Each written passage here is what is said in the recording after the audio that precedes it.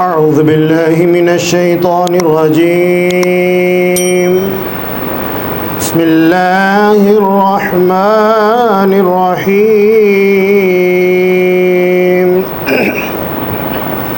قل يا أيها الكافرون لا أعبد ما تعبدون ولا أنتم عابدون ما أعبد ولا أنا عابد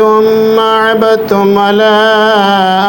أنتم عابدون ما أعبد لكم دينكم ولي دين بسم الله الرحمن الرحيم قل هو الله أحد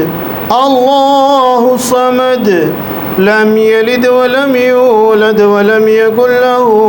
كفوا أحد بسم الله الرحمن الرحيم قل هو الله أحد الله الصمد لم يلد ولم يولد ولم يكن له كفوا أحد بسم الله الرحمن الرحيم قل هو الله أحد الله الصمد لم يلد ولم يولد ولم يكن له كفوا أحد بسم الله الرحمن الرحيم قل أعوذ برب الفلق من شر ما خلق ومن شر غاسق إذا وقب ومن شر النفاثات في العقد ومن شر حاسد إذا حسد بسم الله الرحمن الرحيم قل أعوذ برب الناس ملك الناس إله الناس من شر الوسواس الخناس الذي يوسوس في صدور الناس من الجنة والناس بسم الله الرحمن الرحيم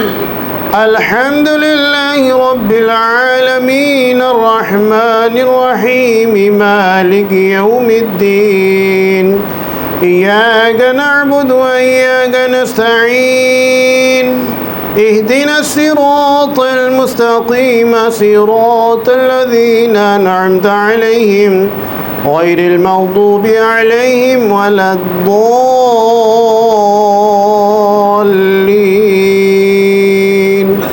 آمين بسم الله الرحمن الرحيم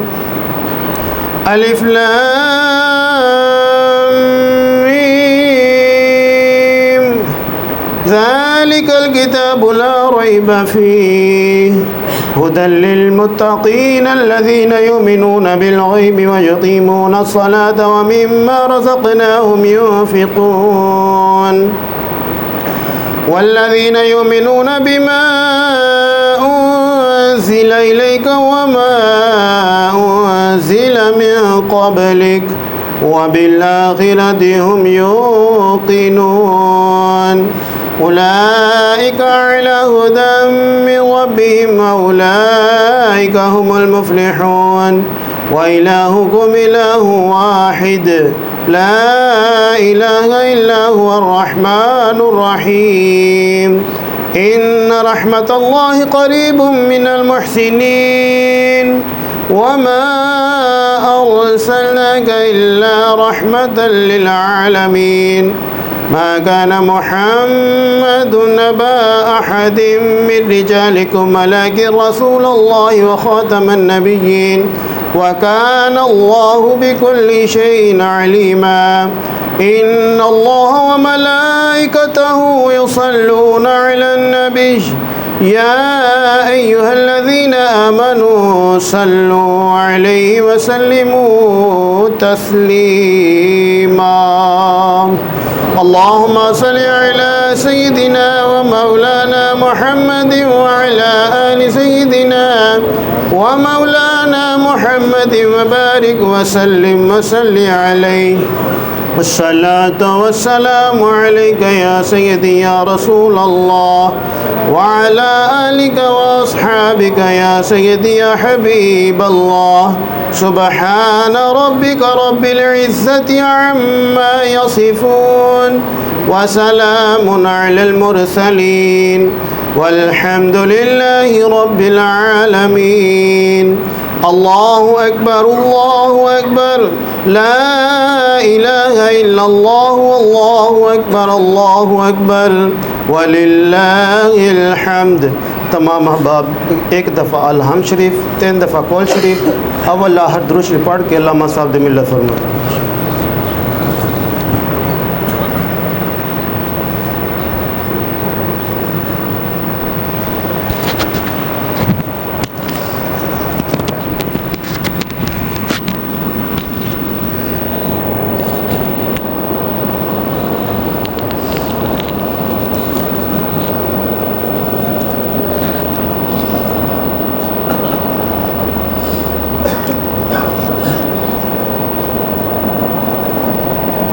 اللهم صل على سيدنا ومولانا محمد وعلى آل سيدنا ومولانا محمد معدن الجود والكرم وبارك وسلم عليه. اللهم صل على سيدنا ومولانا محمد وعلى آل سيدنا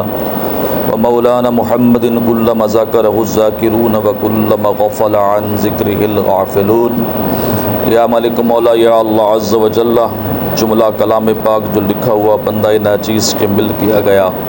حاضرین محفل جو کچھ پڑھا گیا اور بندہ ناچیز کے مل کیا گیا، جملہ کلام اور دعام یا اللہ تیری بارگاہ میں پیش کرتے ہیں، منظور و مقبول فرما.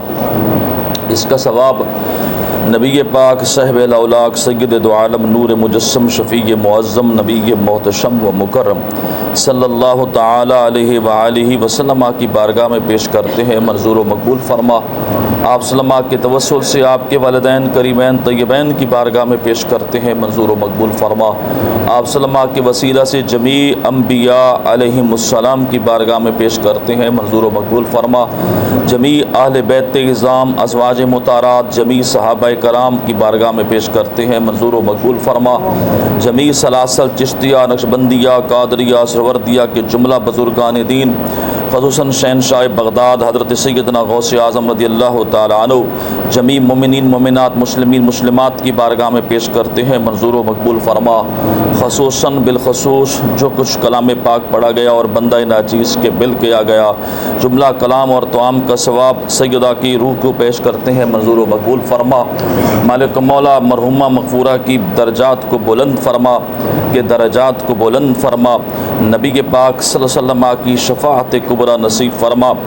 اور مرحومہ کو اپنے والدین کے لیے شافعہ اور مشفعہ بنا.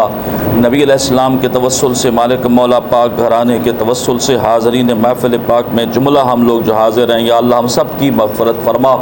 ہم سب کے والدین کی مغفرت فرما. اور جس مقصد آسن کے لیے اس تقریب خاص کا اہتمام کیا گیا، اس مقصد خاص کو اپنی بارگاہ میں منظور و مقبول فرما. اللہم اغفر لوالدی ورحمہما کما ربیانی صغیرا. اللہم اغفر لجمیع المؤمنین والمؤمنات والمسلمین والمسلمات الاحیاء منہم والاموات برحمتک یا ارحم الراحمین. یا ملک مولا یا اللہ عز و جل، متعلقین اور ان کے چاہنے ان کے والدین سب کو صبر جمیل عطا فرما، اس پر اجر جزیل عطا فرما. ہم سب کی بے حساب مغفرت فرما. حاضرین محفل نے جس مقصد خاص کے لیے حاضر ہوئے، یا اللہ سب کے درجات کو بلند فرما،